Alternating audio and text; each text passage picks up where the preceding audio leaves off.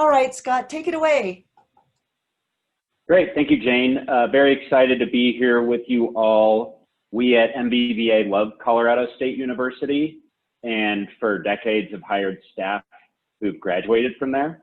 I'm sure you know that Jane once worked at CSU.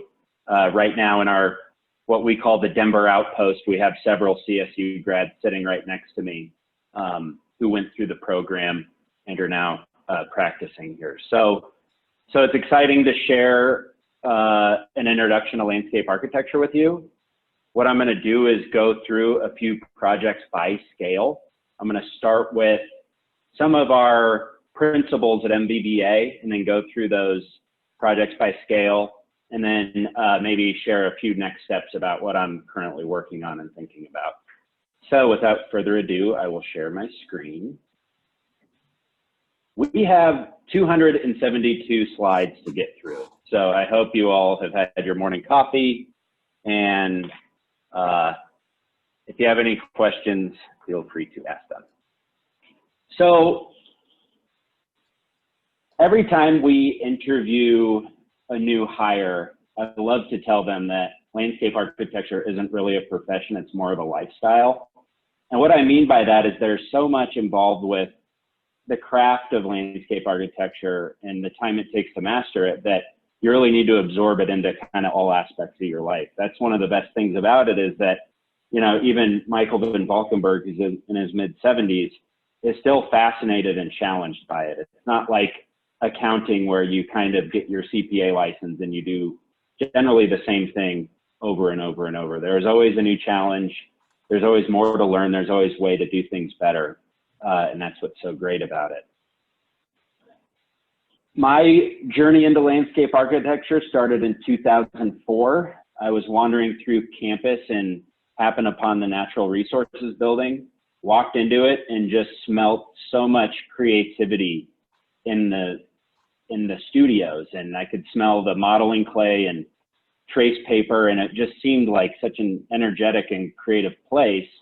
I had no idea what landscape architecture was or what people were doing in there. So I asked someone working in one of the studios what he was doing, and he explained it to me, and I immediately knew that was what I wanted to major in. And I was a junior in college at the time, so I completed the whole program within 3 years, got all my prerequisites done prior to that. And I took the very class that you're taking now back in 2004. It was a lot different. I think Jane's really trying to give you a very broad, great overview of the profession, so you should be thankful for that. One of our assignments was to twist a tree on campus, so I thought it'd be funny to share that with you. And I ultimately graduated in 2007, and I think it's important to note that the class that I graduated with, we were extremely tight-knit, very supportive to one another, and really tried to push one another to the next level. And as you'll see in professional practice, I think it's important, if you're gonna pursue a career in landscape architecture, that you learn to enjoy lots of different personality types and lots of different perspectives, because at the end of the day, it is a service-based profession. And prior to going to school, I did a lot of random jobs. I was a hot dog vendor, a janitor, a busboy, a waiter, a concert promoter, and amongst all those things, those are all generally service-based professions where you have clients or customers, and those are the people that pay your bills and make the world go around, and you generally need to learn how to be an agreeable person in general. So right when I went into professional practice, my brother made me read this book, How to Win Friends and Influence People. It's a completely dorky book, 70 years old, mostly telling you things that are obvious, but I was very thankful to have read that and understand the messaging of it right when I started practice. And it's everything from remember people's names to just other really obvious suggestions. But I think it's important to kind of just be cognizant of the fact that this is a professional service firm and company, just like lawyers, just like engineers, where clients pay our bills. So professional practice. This is just an excerpt from our website, but I think it's rather concise that we believe the most meaningful landscapes anticipate what they will mean to their audiences and emerge from straightforward, elegant problem-solving techniques. We value the benefits of collective thinking. This was right before COVID hit, but a design session we're having together. Everyone's contributing, everyone's tearing apart a model, everyone's talking. And there's really no hierarchy in these conversations, even if you're the boss or if you just started yesterday. The intent of this collective thinking is to allow everyone to share their thoughts.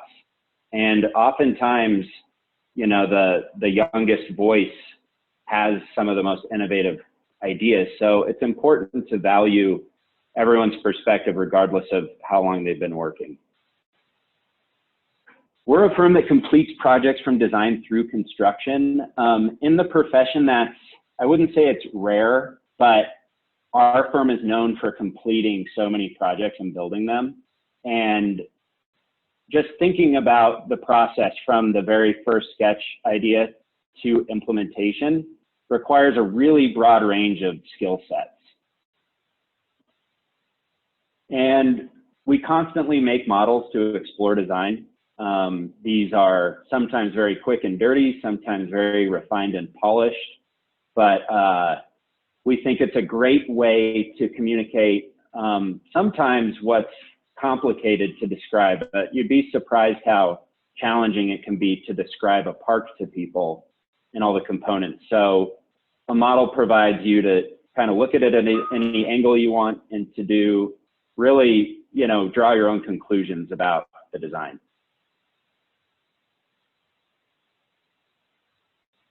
We also collaborate with horticulturalists all the time. This image is an example of a prairie mock-up we did for a Tulsa project where well before we even started building the project, we're proposing plant species and we're actually planting them and seeing how they perform and making sure it's the right mix before we, you know, put 68 acres of meadow in. So it's great to collaborate with lots of different specialists, and oftentimes we're the lead of those teams. So here's an image on a Toronto project where we're basically rerouting a river through an old industrial site. And you can see there's a hydrology and hydraulic expert, an ecologist, a fluvial geomorphologist, a project manager, and we're all sitting together contributing ideas. And in this instance, we would do a sketch out of Sharpie, and we would scan it in, we would draw it up in the computer, we would run flood modeling across that Sharpie sketch essentially, and within a 24-hour turnaround, we would know the flooding impacts of this site. So having that team of experts really allows us to expand our skill set. And landscape architecture is generally a profession where you need to know a little bit about a lot of different things. And then you hire specialists to help you kind of push it to that next level. We often integrate science and design. This is at Brooklyn Bridge Park where we have sound berms adjacent to a stacked highway. And you can see at the diagrams on the top, by putting that berm in the location of the park where it buffers you from the highway, it totally lowers the impact of the sound. And we're only able to study this because we had acoustical engineers helping us understand that dynamic. And then here's an image of that, and it's through engineering and science that allows us to build landforms like this. And this is that sound berm is what we call it. We're makers. This is the teardrop wall, ice wall, and that's Michael at the top of the image. But oftentimes we are out in quarries figuring out how to put things together, coming up with a sketch, but really trying to feel it all the way through its implementation. And we have a deep obsession with materials, and we'll scour the earth for kind of the most unique materials. For example, these are what's called dummy blocks at a marble quarry, and they're actually the waste of the quarrying operation where they bust a piece of marble off before they can access the seams and cut it into slabs. So these are actually low-cost garbage, essentially, and we found a way to repurpose them as a playful element at a children's museum.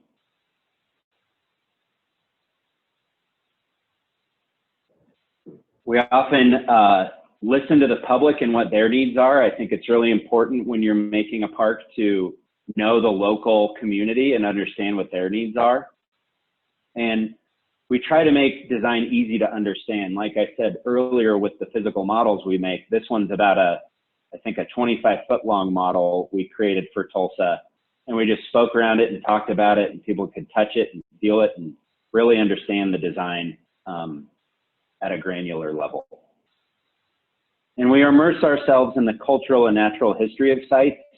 It's unbelievably fascinating to start to look into the history of some of the sites we've worked on. Oftentimes they're along the water. Oftentimes they were industrial sites.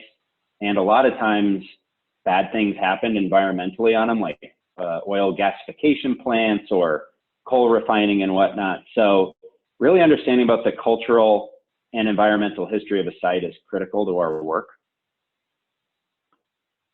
So now I'll go into project types by scale. We'll start at garden, we'll go to plaza, then to park, and finally to urban design. So at the smallest scale we work at, I'd say, is your average townhouse backyard. For example, in Brooklyn, this is the Brooklyn Heights neighborhood, we were asked to take a look at this garden space. And as you can tell, it's a very, very tiny space. We were mostly excited by the project and the garden scale as a way to test out ideas. And a lot of times we'll try things that we're not ready to implement in a large scale park, but we can use the garden scale as a testing ground and see how it feels. And then if we like it, we can then repeat it at larger scales.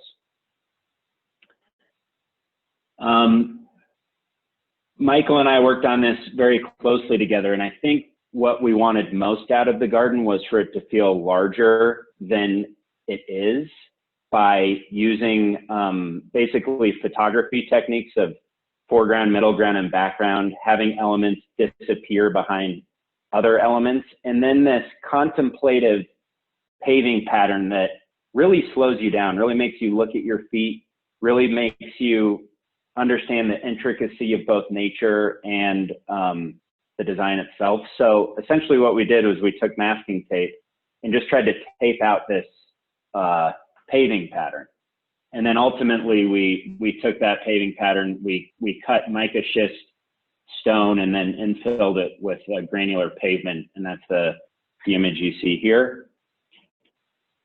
This is the graphic plane just to give you a sense of the overall layout of the garden and the final version. And I think if you remember the existing image before we were there, I think we were successful in making it feel a lot larger and just more contemplative and peaceful. Brooklyn's a pretty busy place, so our hope was that when the client gets home, they could enter this garden and feel a sense of tranquility.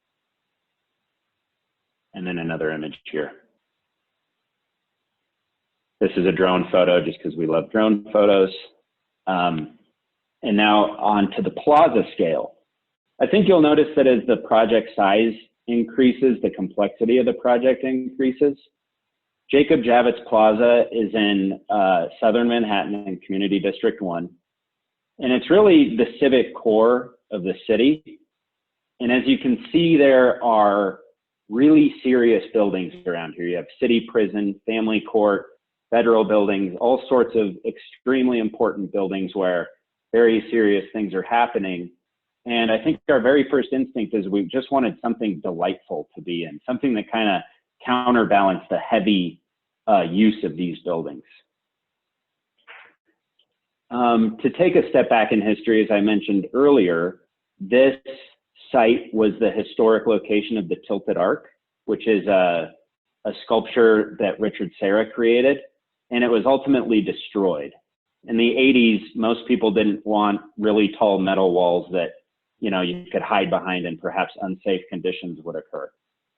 So on March 15th in 1989, the federal government came in the middle of the night and ripped it out of the ground and threw it in a scrap metal yard. And I love this quote about Richard Serra where he says, "I don't think it's the function of art to be pleasing. because I think it starts to distinguish the difference between art and landscape architecture. Landscape architecture is an incredibly artistic profession, but I don't think one has the luxury to make something unpleasing. And you know, Richard Serra also said art is not democratic, it's not for the people, whereas I think landscape architecture is democratic and is for the people. So I always like to mention a distinguishing kind of observation about the two crafts. So for about a decade, Jacob Javits Plaza just sat empty and vacuous. And then a woman by the name of Martha Schwartz was hired to build a project there. And she's a wonderful designer who does amazing work. And that project lasted for about, you know, a decade and a half. But the problem was the garage structure beneath started to leak, and they needed to re-waterproof the structure. So they had to completely rip it up. And while they could have replaced her design in kind, I think they wanted something different. And it was our job to kind of understand why they wanted something different. So we went to her site and realized that it felt pretty removed from the street. It was difficult to get across, felt empty at night. There was not enough shade at lunchtime, and it's kind of a lunch plaza essentially, and not enough sun most times. So essentially what happened was this project was part of the Obama stimulus fund, and we had to design and complete the drawings for it in about 4 months, which is insanely fast. Typically a project like this would take 18 months to 2 years. So we just went into rapid fire design, like the whole office going full throttle on it. So I'm gonna click through probably 100 iterations right here, just quickly, just to kind of illustrate how design evolves in an office like ours. So we started asking, should it be a giant lawn? Should it be a giant plaza? Should it be a mix of the two? Should there be stone and water in the middle? Should there be a garden in the middle, or should we open that up? What is the form of it? What are the shapes that feel comforting and delightful? How complex should it be? Where would you want to sit? How much space do you need? How many people need to fit in it at once? And then some of these comments you see are just thoughts we had about it.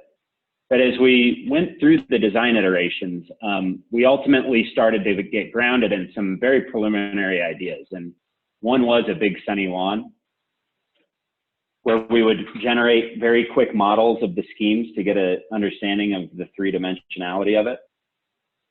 Some sort of hybrid garden plaza, as shown here.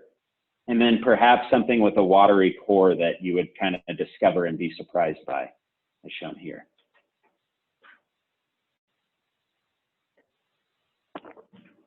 So then we got into guitar pick shape forms that felt wrong, and just really tried to massage the shapes, the circulation, the access, the percentage of paving to planting. We got comments from the General Service Administration, which is our client, the federal government, said don't put planting against our big special building. We need a grand entrance. And as you can see, the design starts to evolve and become more complex and really blur the reading of plant bed versus plaza, if that makes sense. The two figures are kind of equal in their presence. So as it evolves, more sketching, more exploration, more conversation. Some of these sketches would take 10 minutes, some would take 5 hours. Starting to think about the flow of pavement as an invitation to the front of the building. You can see a little bit of the Willow Street garden in this, pulling you through, mixing around.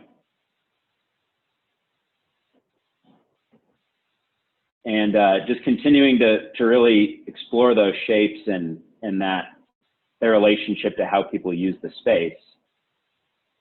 Finally, we got to a point where we were getting close to needing to have a final design. So we presented this scheme. It got a lot of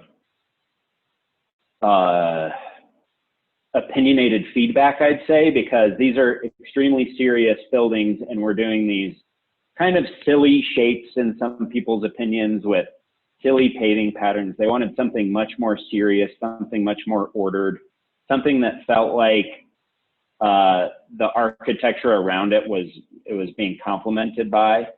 But we just felt really strongly that it needed that delightful, whimsical feel to it. So we dug our heels in, we kept going, and continued to develop the drawings. And we're getting close to what our final scheme is, where you kind of have this oval gesture, an external gesture that's more of an oval, and then these smaller garden pockets with seating and water. And finally, we kind of lock in the plaza and plant bed forms. The GSA still doesn't like our paving design at all. So ultimately we keep going, keep pushing. GSA comment, your paving's still too crazy. Finally, we get to our ultimate deadline and they're like, okay, just don't show the paving, we'll figure it out later. So this is the design we arrived at. And this was the presentation model shown to the client. So finally, we get to November 1st. Let me remind you that we started this in October. So that was about a month of work, just drawing every day. And had a few other options. And then finally, we settle on the ultimate design and everyone loves it. Everyone's happy. Then we basically had 2 months to go through an entire construction document set, which I'll tell you a little bit more about later. But this is what a CD set looks like. And this is what a drawing of that detail looks like. And this is basically, you know, your IKEA instruction booklet on how to build the project. And as you can see, this plaza has a very complicated layering beneath it. Almost all the complexity and cost of landscape architecture is underneath the surface. So you can see at the very bottom, we have the garage beneath, which includes everything, including FBI shooting ranges. Then we have our structural slab, all sorts of waterproofing and layers there. And then finally, all the fun stuff on top. This was the final rendering used for press and the final built image. And I'm just going to toggle back and forth to illustrate, you know, what we think it looks like in our minds versus what it looks in real life. So just a few other completed images of the plaza.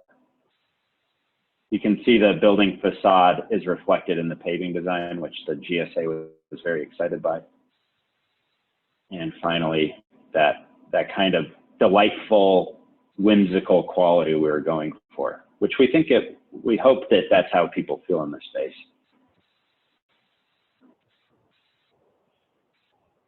Next, we'll go into the park scale.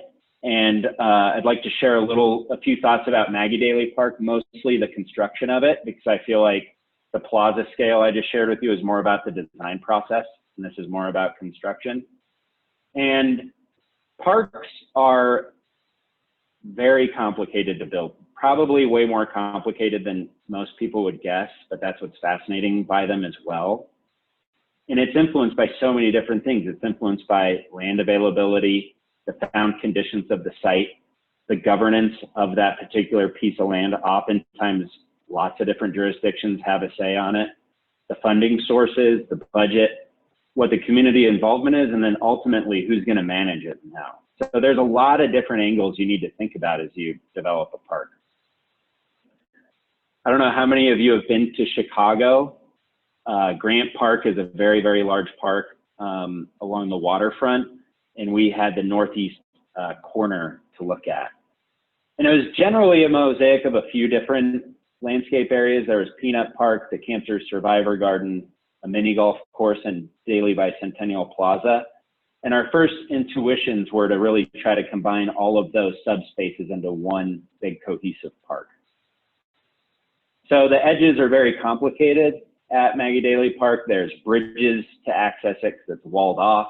There's 10 lanes of traffic that are 122 feet wide on other sides. And the very first intuition was to try to weave this whole site together and make it feel seamless and connected. So we started by doing string studies, very quick, drape some string over a piece of foam core and snap photos and get a sense of that complexity. And then we'd cut really quick models with, you know, bundled up trace paper and T-pins and cardboard and just try to get a sense of how that feels and how that existing bridge designed by Frank Gehry could be pochade into the design, essentially. So we ultimately came up with this design after several years of work. And the anatomy of the design is that there's a passive axis that's more about lawns and relaxing, as shown in the renderings here. And then there's an active axis as well. And as I said in the intro slides, working with acoustical engineers to kind of roll up and raise the edges of the site allowed us to create a much more comfortable park at the core. So the active axis has rock climbing walls, ice skating ribbons, and play gardens, whereas the passive axis is mostly lawn and picnicking. Zooming in on the active axis, you see the climbing walls and skating ribbon here. And then our rendering of what we thought that would feel like both in the summer and winter. So I don't know if you've ever seen an ice skating ribbon before, but it's this technology where it kind of feels like you're on a stroll through the woods, but you're on ice skates. And then also in the active axis is the playground and our kind of general vision that we're trying to paint for the client and for the public, which was basically a destination playground where children from throughout Chicago and the greater metro area would make a special trip to come here and spend their day in the playground and go to the city and have lunch and really make a day out of coming to Maggie Daly. So it was really for the people who lived in Chicago rather than tourists. Right next to Maggie Daly was Millennium Park with the big Chicago bean. I don't know if you're familiar with the Chicago bean, but that's literally next door. And it's mostly for tourists. So we were trying to do everything that Millennium Park is not in our design. This project is on a 22-acre parking deck. And there's a lot of people in our office who gravitate towards the technical side of landscape architecture. They're generally not the people doing the first artistic sketches. They generally are more technically minded people who like to engineer and just love building things. So there's specialists in our office who are in charge of building these projects and all the technical details associated with it. So this is a 22-acre parking garage that needed to be re-waterproofed. And then the entire site was built with foam beneath the landscape so that we didn't add too much weight onto the structure itself. So going through the winter, all those blocks coming together, just kind of showing a time lapse of it all coming together. You see the skate ribbon being built, the foundations for the climbing walls, and all of that coming to life.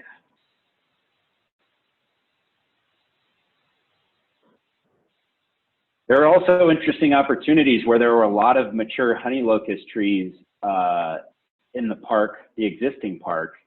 And the public said, what are you going to do with all those wonderful trees? Why do you need to rip them up? They're great trees. But unfortunately, there was no way to save them in order to waterproof the structure beneath it. So we had to come up with a clever way to repurpose it. At the time, I was in the Dominican Republic and going through a mangrove forest and had this idea that we should take the trees and flip them upside down and make a playground out of them. So that's essentially what we did. We surveyed all the trees, we debarked them, we cured them, made sure their moisture content was the right level, and then installed them upside down inside the playground. And kids kind of scurry around them and it feels like a mangrove forest of sorts. And you can see it here. And just how complicated it is to come up with an idea like that and then install it on top of a structure. We had to guess every one of those points and pour that concrete and then hope that our trees would align with them. And we do a lot of playground design at MVVA, and oftentimes that starts off with a rough sketch, and then you can see the built version here. There's a lot of steps in between that. For example, we had an idea of doing basically lighthouse, and that's the very first sketch on the left, physical model that we made on the right. a digital model that we worked with manufacturers on the left, and the ultimate built version. So it all comes from having an initial idea and having the ability to sketch and communicate clearly. Another idea was this collection of slides where if you all started at the top at the same time, maybe it would take longer on one slide than another to get to the bottom. And here's the built version of that as well. And then finally, the fishing ship, starting as a sketch, going into digital modeling. We actually went out to Germany to see its manufacturing. That's all of us in the actual ship itself being constructed and then installed in the playground. So a lot of those whimsical shapes that you saw at the very beginning with the string, this is a full circle where they ultimately came to. And you can see even a shape like that requires quite a bit of planning and the constructability of it. You know, it's not the easiest thing to build, but one of the things that's great about landscape architecture is that it, all the way from being extremely technically minded to extremely artistic, there's generally a niche somewhere within that process for most people. It's just important knowing what you gravitate towards kind of at your core. So this is some of the play structures being installed. And you know, you run into a lot of problems. Here's an example of where we thought the slide exit would land. This concrete was cast many months prior to this slide coming in, and of course they don't align. So there's someone from MBVA on site looking at that, trying to figure out how to fix it in the most time and money efficient way possible. And working with engineers to coordinate foundations, there's a tremendous amount of complexity in that. Just even this rebar alone, there was so much rebar specified, we couldn't even pour the concrete in it. So, you know, that's a day of problem that you got to address. And then here's this guy, he's happy. This is for the structure itself. So this geofoam project, it was one of the biggest geofoam projects in the world. It took 3 manufacturing facilities to produce the foam and over 80,000 cubic yards of foam for the project. And you can just see, it looked like a Lego village for so long of all these blocks and reminding you of what the ultimate outcome is. And all of that complexity that no one sees, no one knows they're standing on 80,000 cubic yards of foam when they go there, and all the complexity with installing it. And nor should they know. But, you know, it's someone's job at MBVA to quantify and set elevations for every one of those blocks.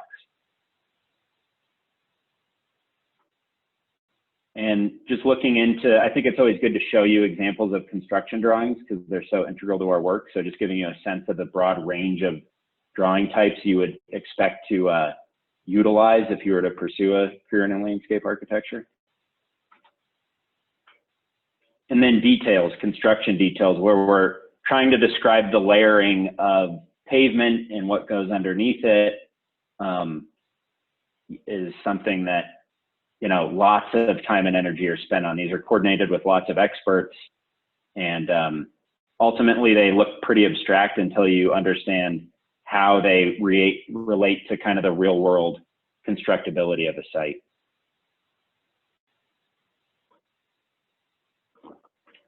The last construction aspect I'll share with you is the repurposed fill. We took all of the existing soil off the structure and we put it into Peanut Park. So that's about a, I think, 40-foot tall mountain of soil that we stockpiled, and worked with soil scientists to make sure we didn't kill all the biology in the soil by doing it. And then once we put all our foam back in place, we placed all of our foam, we reintroduced this soil back onto the site with a series of conveyor belts, placing it over all the foam. And it was funny, the structure couldn't handle heavy truckloads of soil, so it had to be done with a series of conveyor belts all the way across that the contractor just kind of made up how he would do it. He just bought a bunch of conveyor belts, and those are just one of those things you never think about, but as you build the project, you know, you learn all of these challenges as you go. And then the horticultural aspect of the project, every one of those trees, someone at MBVA goes and tags and looks at and makes sure they're good quality. So that's another niche industry or expertise within our office, is knowing a lot about plants. This is Tyler in our office, and he tagged every single tree in that project all over the country. He'd fly everywhere. And, you know, figuring out how they're digging them, making sure it meets our specifications, how they're transporting them, and making sure they're transporting them correctly and not killing them along the way, inventorying them, and then ultimately putting them in the ground. So you can see this soil and tree planting is, it's a whole side of expertise within the office. And as you can see here as well, just another image. Finally, the rock climbing wall, which was entirely designed by MVVA through digital modeling here, and pretty much putting up the steel. So there's so many sub aspects to our work, and I just wanted to share a lot of those with you. These are the light poles that we also designed being installed in the final plan. So here it is, Millennium Park in the distance, Maggie Daley Park in the foreground, the playground, and that's it. So for the urban design side of things, I kind of chose an atypical urban design project. This is not a city making project, but something we recently completed, and I think it kind of pushes the envelope with what urban design means. In this instance, it's Turkey Mountain in Tulsa, Oklahoma. So you can see Tulsa in the distance here, and what we describe as an urban wilderness in the foreground. And Tulsa is a really fascinating ecotype because it's where the Midwestern prairie and the Ozark forest meet. And essentially, Tulsa is a grasslands mix with post-oak hickory forest. And what that does is it creates a mosaic of prairies, savanna, woodlands, and forests called the cross timbers. And through research, we realized that the cross timbers used to be a gigantic ecotype stretching north to south throughout North America. But what we have today are very degraded patches in 100 acres or less. And only 30,000 acres remain of that ecotype that used to be 50 million acres. So all of a sudden we have this endangered species right in the middle of the city that we were asked to think about and understand its highest and best use. So you can see you have the Arkansas River that divides downtown Tulsa from Turkey Mountain, but Turkey Mountain is surrounded on all sides of essentially suburbia. But you can see it's one of the largest patches of forest left in Tulsa. And we started to really try to get a sense of how people used it. And we looked at Strava data, which is a fitness app, to see where people biked and hiked through the site. And it kind of painted this picture of how people migrate through the site essentially, and where every single trail in Turkey Mountain was ad hoc. Someone just decided they want a trail there, so that they dug it. And this just gave us like an X-ray vision into how people use the site. And one observation that it's an urban wilderness within the city limits, and it could really define Tulsa's identity if it was preserved and programmed correctly. And it gives Tulsans access to the wild without travel time or cost. Instead of jumping in your car and driving 300 miles and, you know, using all those fossil fuels to go bike riding, you can just do that within town. So, you know, even that assignment that Jane mentioned, that's another component of vehicles impact. And when people want to go recreate, how far do they have to drive from their city centers in order to do so? And how can you create that experience within a city center so people don't feel like they need to drive hundreds of miles? And Turkey Mountain was certainly a local destination that any Tulsan can escape to. There's something for everyone to do, whether it be walk dogs or ride bikes in the snow. But there's a lot of problems with it. The trails are entirely eroded. Poor drainage creates muddy conditions where the trails widen wider and wider because of it. And the forest itself is just completely overtaken with invasive species everywhere and natural disturbances. So this is not what a healthy forest looks like. And basically all those invasive trees are outcompeting that very rare ecotype of the cross timbers. So a much more aggressive species is coming in and choking out that historic ecotype. And there's a lot of disturbed areas that we could reintroduce really cool programming like biking and mountain biking and all sorts of adventure sports.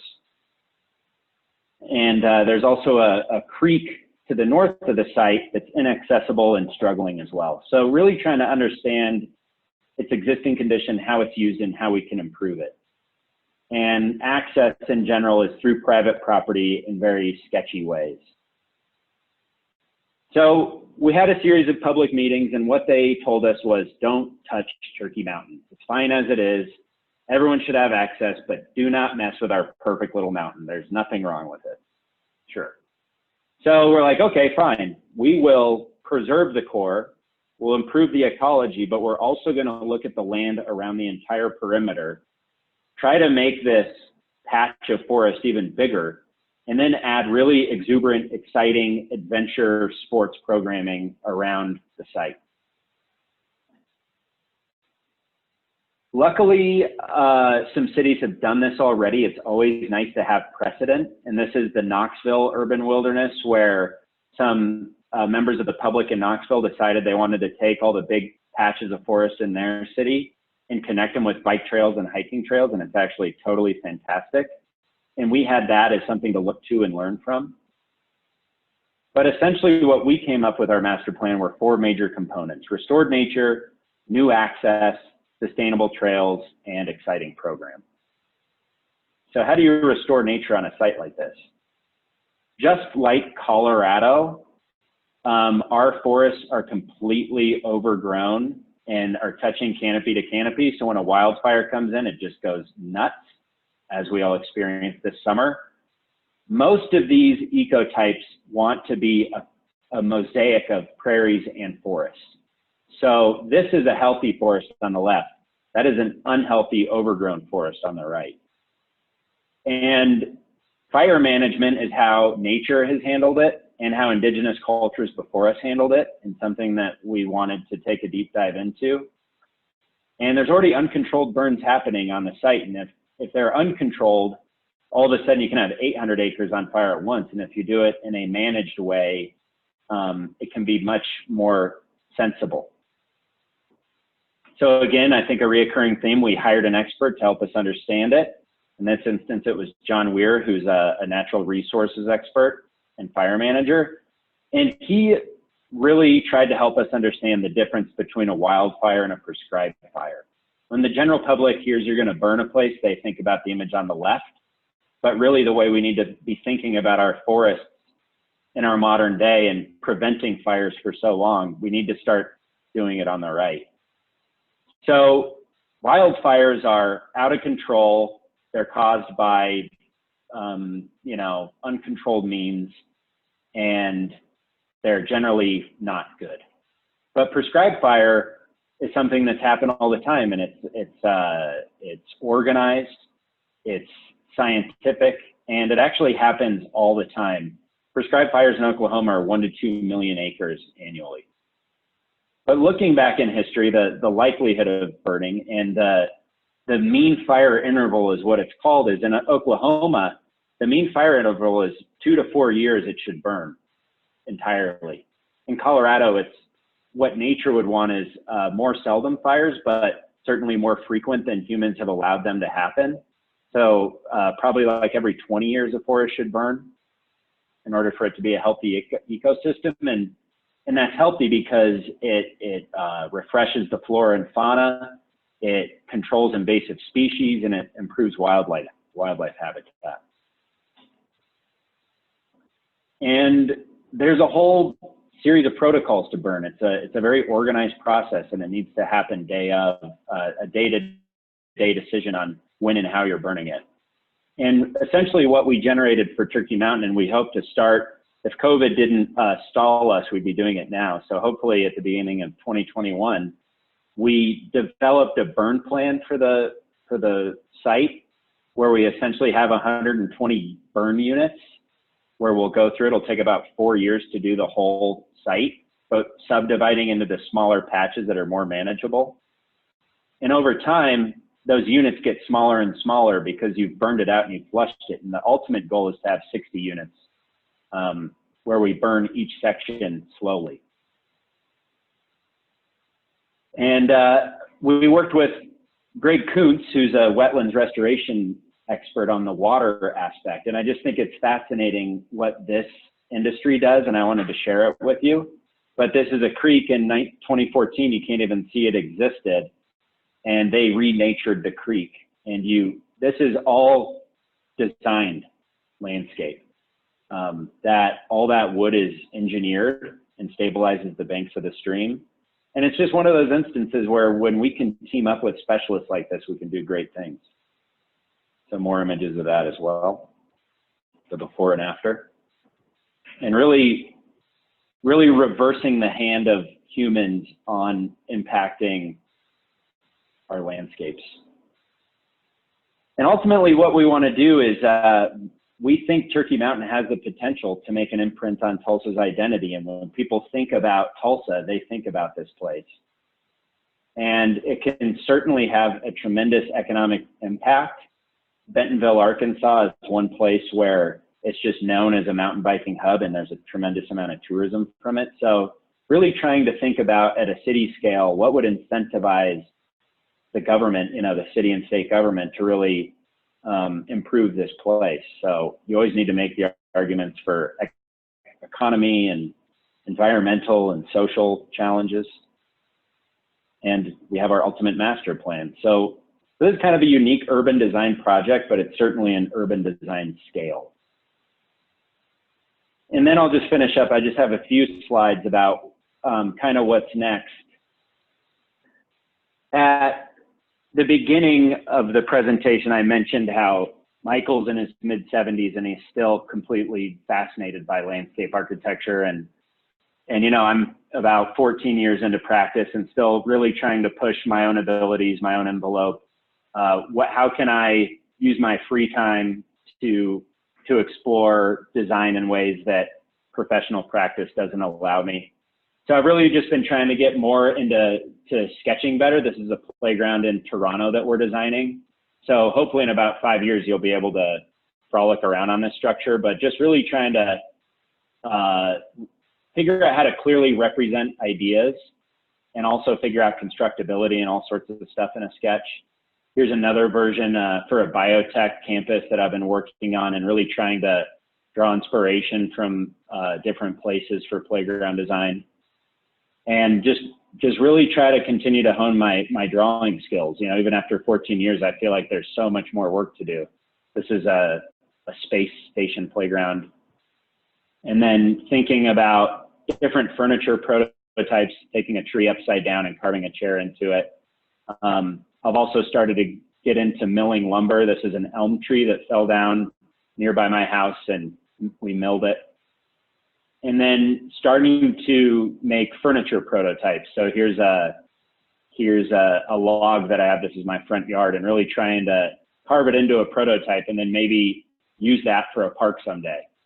Maybe make 20 of them for a park or something. So I just thought it'd be fun to share a little bit about my personal hobbies and how it relates to my professional practice, and then making that full circle connection that landscape architecture isn't a profession, it's a lifestyle.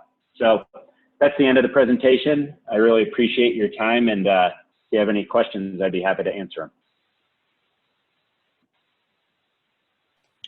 I had a quick question for you. Yep. Between everything like plaza or playgrounds or urban or whatever, what is your favorite scale to design and construct and work with? After, a decade and a half of professional practice, I realized my most significant contributions are to the large scale projects. I think they have the biggest impact to the greatest number of people. They're also the most difficult and challenging, especially when new hires come in. They all want to do the quick garden designs and just check them off their list and just see something built, which I completely understand. but there's so much value in the big, complicated projects. Right now, there's a project in Toronto that I'm working on that we've basically been working on since 2010, and we're designing now, and it'll probably be another 10 years till it's done. So that's a 20-year project. You only get so many of those in your lifetime, and I just think those will be projects that will be around for centuries, and for that reason, I think they're the most special.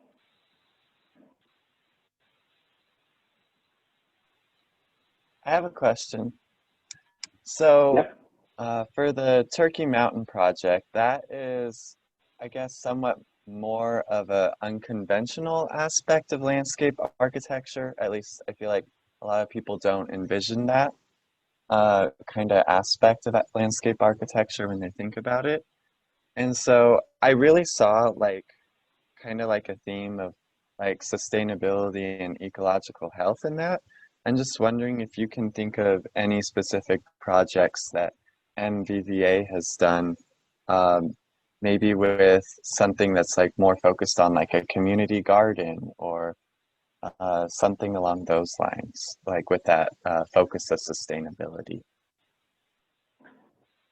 Yeah, you know, it's funny, as the world evolves, the profession evolves around it as well.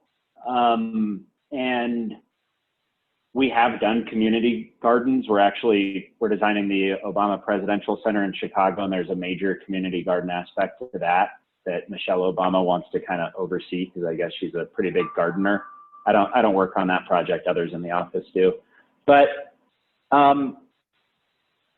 through working with experts, we're just realizing there's whole industries that are kind of untapped, or whole project types that are untapped. And I do think there's probably landscape architecture firms out there that are lend themselves more to hyper ecological projects. I wouldn't say we're like hyper ecologists, but we completely love it and lean on it as much as we possibly can for every opportunity we can. So I think there's kind of an ecological aspect to every single landscape architecture project.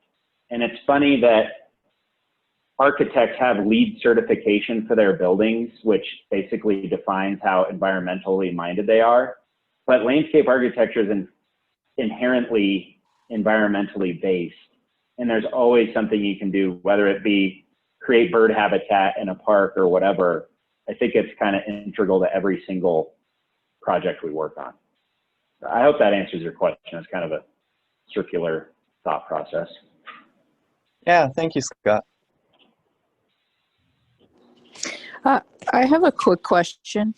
I'm curious if the people that were just like leave Turkey Mountain alone, and then you guys started working on sort of expanding, if they ever came around and were like, yeah, let's do more of what you're doing there.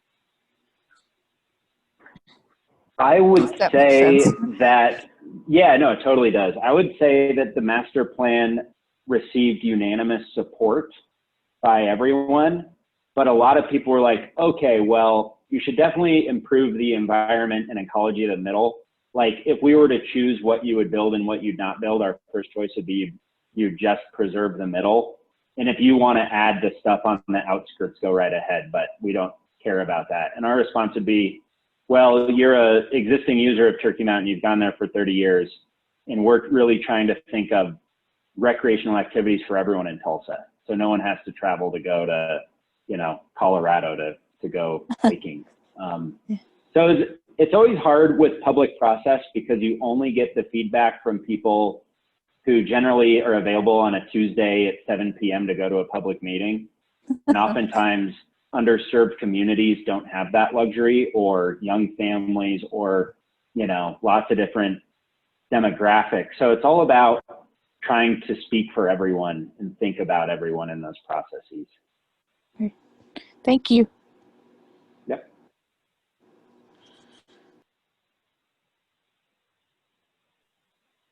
Any other questions? Yeah. I have a quick question. So I guess this is both to Professor Choi and Mr. Streeb, but I heard you mention that you've worked under MVVA for quite a while now, And I was just wondering if that is, where you intend to stay, or if there's any potential in possibly opening your own firm, and like what the thought process behind that is. I won't tell, Scott. I think I could never do what I do professionally without MBVA. We're so much stronger together. And I highly value everything I've learned at the firm. Like, I feel like if I were to start my own firm, I'd just be making like bad versions of MBVA designs because I'm just so embedded in it. So I'd rather do good versions of it with the other experts in the office than try to do it all myself. So I'm extremely happy here. I love my firm. I love my colleagues. I'm so thankful to have found MBVA, and I have no intent to leave. So I'd say that's my story. So what's happening? Do you mind sharing you've opened a Denver office? Is that right? Well, right now we're calling it the Denver Outpost. And right now it's me and 5 others. So there's 6 of us here now. And it was kind of scrambling once COVID hit to just figure out how to keep working and how to stay together. So the pandemic rules were much lighter here than they were in New York and Boston. And there were a lot of people that just happened to be in Colorado quarantining. When they lifted the quarantine, we were all able to work together. And I think what Michael realized was that, well, 2 things. There's a whole pool of talent of people out here who just don't want to live in New York or Boston. And then also the training of staff is much easier to do in a smaller environment. So it's kind of this small environment where we can really learn more and train more focused in a more focused way. So it's really, the outcome is unclear as to what it'll turn into, which I'm completely fine with. I think we got to figure it out day by day.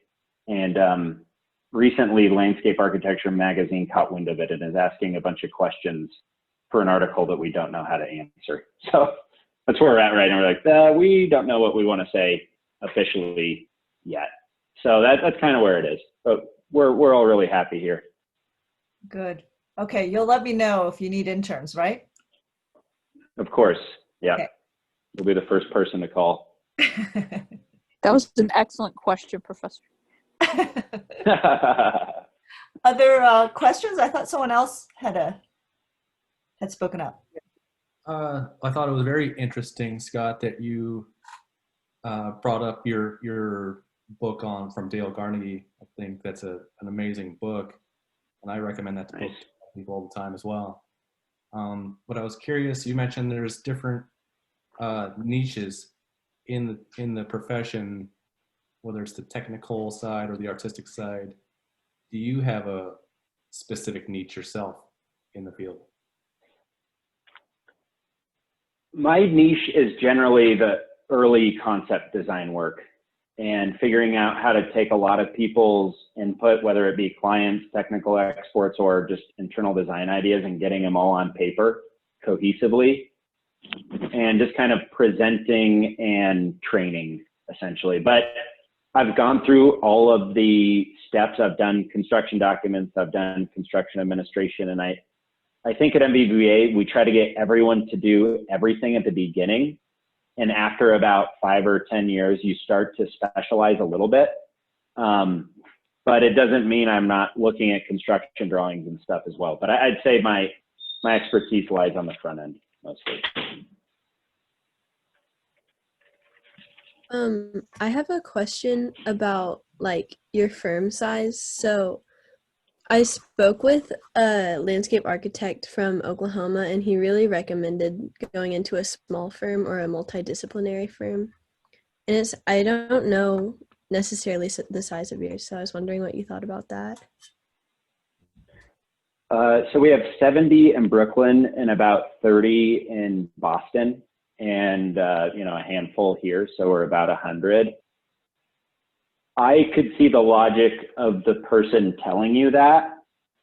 MBVA is an incredibly competitive place, and we use this term co-opetition, like cooperated competition. Like we're all have a healthy desire to do the best work we can and feel like we need to push everything to the max. We want a culture where people try their very hardest. So depending on people's personality types or skill set or confidence levels, that can be intimidating. But at the same time, we really try to make sure you have every single resource you possibly can to succeed. Multidisciplinary, I'm somewhat shy about because I feel like it then becomes formulaic in the process, that they just kind of take on the same projects they always do. They do them the exact same ways. And true innovation and creativity are kind of secondary, but I'm sure there's multidisciplinary firms where that's not the case as well. So it just kind of just depends on your path. And I think there's something to learn at every company you're at, or all the exposure you get. And you just gotta know it takes a lifetime to master the craft. So all of that experience adds up to something. Sweet. Thank you so much for your advice. Yep. I did also have a question when it came to looking at your guys' renderings and everything. Do you have a specific program that your firm works with, like for example, Revit or SketchUp or Rhino? Or is it better to like have a background in all of them rather than just one in particular? Software is moving at such a fast pace. It's like hard to keep up with it in a lot of ways. Currently, what we mostly use is Rhino and Photoshop, or we'll just take a photo of a model and Photoshop right on top of it. And for any of those, I think it's most important to learn the foundations of drawing first and just composition. And the best renderers in our office are also very good at hand drawing and artistic expression in general. So I think they go hand in hand, and the software kind of comes with it. It's not the driving factor of doing really great renderings, I would say. It's more about understanding composition and color and value and depth and all that fun stuff. So I would just encourage you to really look into that in addition to what the latest softwares are. But Rhino's great. Okay, thank you. And then, sorry, I also have a follow-up question to that too. When you guys do meet with your customers, do you guys do any like on-site like sketches while you're sitting there talking to them, asking them what they want, so that they kind of have a better idea of as to like what the information that you're receiving? Or do you just take in all the information and then go back, sketch it, and then come back with like ideas and everything? It depends on the client. That question reminds me of, we did a master plan for Nike at their Beaverton, Oregon campus. And the flight from New York to Portland was so intense, we like had to get agreement with them so we didn't have to fly back and fly there again. So for that project, we were drawing in front of them and like pulling all-nighters in between like 3-day-long meetings so we could just get something together. So in the morning, they'd come in and there'd just be like a big trace drawing on the table. And it's a super fun way to do that. So certain clients, you really can't get away with that. Like the more bureaucratic the client, the less you want to just like sketch in front of them and then they like something and then you realize it doesn't work. So I'd say it really depends on the client and their appetite for seeing what we call the sausage making, like the sausage factory. It can be a little ugly at times. Awesome. Thank you so much. I appreciate it. Yeah. I had a question. So I was wondering about when studying and going to school, what kind of class or concept do you think is the most important to pay attention to throughout your time? So I think it's important to remember that once you graduate, essentially what the goal is to get you at the minimum competency level to get a job. So I think the goal is that you're just good enough to get hired. And then there's so much more to learn from there. And I remember having a lot of assignments, even twisting that tree that I showed you, that I was like, I'm paying all this money for this tuition and I'm twisting trees. But I think CSU has a wonderfully good program, and that's why we continue to hire staff from there all the time. And even though some of the assignments might not make a ton of sense, it's all working towards something that will probably make sense much later in life. Like, I totally get why some of the classes I took and some of the tasks we had make sense now. I would say, but to answer your question more specifically, I think you should try to understand where you gravitate towards and what your passion is. If your passion is drawing and design work and graphics, then you should do everything you possibly can to be really good at that.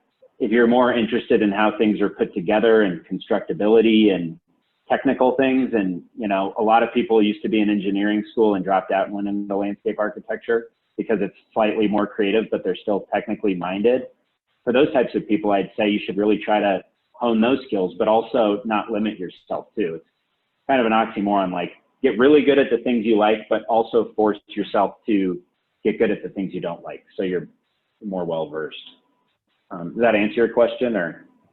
Yeah, it does. I appreciate it a great. lot. Awesome. Okay, is there any other questions? Scott, I'm going to put you on the spot. One last time, is there any word of advice you'd want to give to the landscape architecture majors? I'd say just put yourself out of your comfort zone and know that school is the place to try and experiment and fail and learn. And you should do all of those things and build a callus for getting critiques and getting criticism, and know that it's about your professional practice, not the outfit you put on that day. And you need to be strong with communicating and taking feedback and working together as well. I'd say like that's generally the recipe for success. Great. Thank you so much, Scott. We really appreciate it. Thank you. It was a lot of fun. Yes, thank you. Yes, thank you. Thank you. Yeah. Thank you. Anytime. Okay.